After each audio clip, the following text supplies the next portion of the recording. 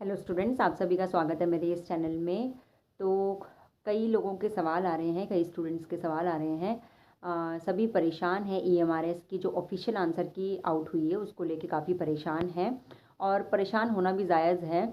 और सवाल जो मेनली आ रहे हैं वो यही आ रहे हैं कि ऑफिशियल आंसर की भी क्या गलत हो सकती है, क्योंकि काफ़ी बच्चों को डाउट है। काफ़ी जो स्टूडेंट्स हैं उन्हें काफ़ी डाउट है कि हमारा जो आंसर है वो सही होना चाहिए था, बट ऑफिशियल आंसर की में कुछ और दिया हुआ है।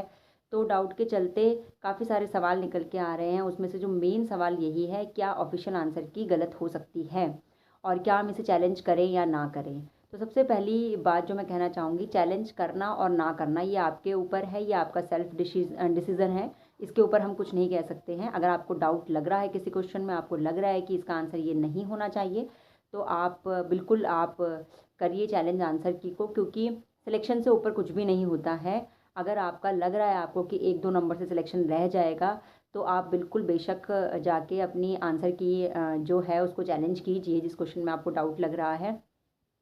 या फिर ऐसा है कि कई सारे जो कैंडिडेट्स हैं, 40% से जो डाटा अवेलेबल है उसके अकॉर्डिंग 40% से ज़्यादा जो स्टूडेंट्स हैं जिन्होंने फॉर्म फिल किया था, उनके जो आउट हुए हैं वो ड्यू टू लैंग्वेज, जो जनरल पार्ट है उनकी उसकी वजह से, लैंग्वेज की वजह से ही आउट हो गए हैं। और उसी वजह से काफ़ी सारे जो डाउट्स हैं वो भी आ रहे हैं, कन्फ्यूजन क्रिएट हो रहे हैं, क्योंकि लोग कह रहे हैं ये सिनोनिम्स का आंसर ये होना चाहिए था, एंटोनियम्स का आंसर ये होना चाहिए था। तो डाउट्स भी इसीलिए आ रहे हैं क्योंकि एक जो क्राइटेरिया फिक्स किया गया है कि जनरल पार्ट को आपको क्वालिफाई करना ही करना है, तभी आपका जो आगे का पेपर है चेक होगा, अदरवाइज़ उसका कोई मायने नहीं रह जाता है। तो इस वजह से ही डाउट्स भी ज़्यादा आ रहे हैं। तो अगर आपको लगता है तो आप बिल्कुल, आप बेशक जाके अपना चैलेंज कीजिए आंसर की को। और मेन जो प्रॉब्लम क्रिएट हो रही है आंसर की को चैलेंज करने में, वो इसलिए भी हो रही है कि इसका जो प्राइज़ मनी है वो बहुत ज़्यादा है। एक तो इतनी लेट एग्ज़ाम होते हैं, उसके बाद फॉर्म फीस इतनी ज़्यादा होती है, और फिर उसके बाद आंसर की को चैलेंज करने में इतने ज़्यादा महंगा इन्होंने प्राइस रखा हुआ है। और दूसरी बात ये है कि जो आंसर की को चैलेंज करने वाली बात है वो इसलिए भी सही है क्योंकि काफ़ी सारे ऐसे क्वेश्चंस हैं जिनके आंसर गलत दिए गए हैं। इसमें कोई दो राय नहीं है, क्योंकि काफ़ी सारे ऐसे क्वेश्चंस लग रहे हैं काफ़ी सारे सब्जेक्ट कंसर्न में भी और वैसे भी जनरल पार्ट में भी, कि किसी के आंसर गलत हैं। तो ऑफिशियल आंसर की भी गलत हो सकती है, इसमें कोई ऐसे कहने वाली बात नहीं, क्योंकि वो भी किसी इंसान ने ही बनाई है। सब्जेक्ट जो एक्सपर्ट्स होते हैं वही मिलकर बनाते हैं और गलतियाँ किसी से भी हो सकती हैं। इसीलिए एक ऑप्शन दिया हुआ होता है आपको कि आप जो आंसर की है उसको चैलेंज कीजिए। और फिर जब काफ़ी सारे बच्चे आंसर की को चैलेंज करते हैं, तो सब्जेक्ट एक्सपर्ट्स जो होते हैं वो दोबारा से उनकी कमेटी बैठती है और फिर वो चेक करते हैं, और उसके बाद ही रिवाइज्ड आंसर की आती है। ये ऑप्शन भी इसीलिए खुला रखा जाता है क्योंकि गलतियाँ होने के चांसेस होते ही होते हैं, क्योंकि कोई भी परफेक्ट नहीं है। तो इसलिए ये ऑप्शन आपके लिए अवेलेबल है। अगर आपको लगता है कि 100% श्योर हैं या आपको कंफर्मेशन है कि ऐसा हो सकता है, तो आप बिल्कुल चैलेंज कीजिए। और प्राइज़ मनी ज़्यादा होने की वजह से बच्चे परेशान हैं, तो आप बीच का रास्ता निकालिए।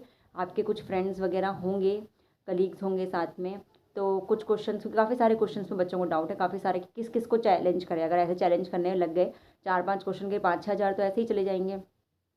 तो इसलिए अगर ऐसा कर सकते हैं कि कुछ बच्चे किसी क्वेश्चन को करिए चैलेंज, और कुछ बच्चे किसी क्वेश्चन को, अगर कलीग्स आपस में जो कलीग्स हैं या स्टूडेंट्स हैं जिन्होंने पेपर साथ में मिलके दिया है, तो ऐसा बीच का एक रास्ता निकाल सकते हैं।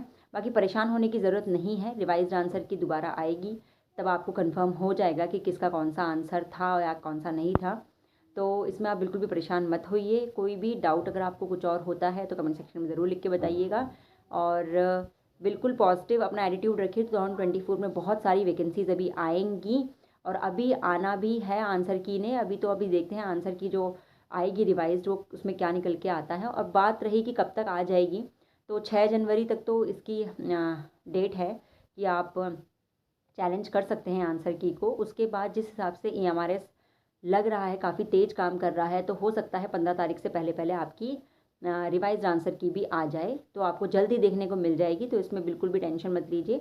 आगे के एग्ज़ाम्स पे फोकस कीजिए, अपना माइंडसेट रखिए कि हमें आगे के एग्ज़ाम्स को भी अचीव करना है।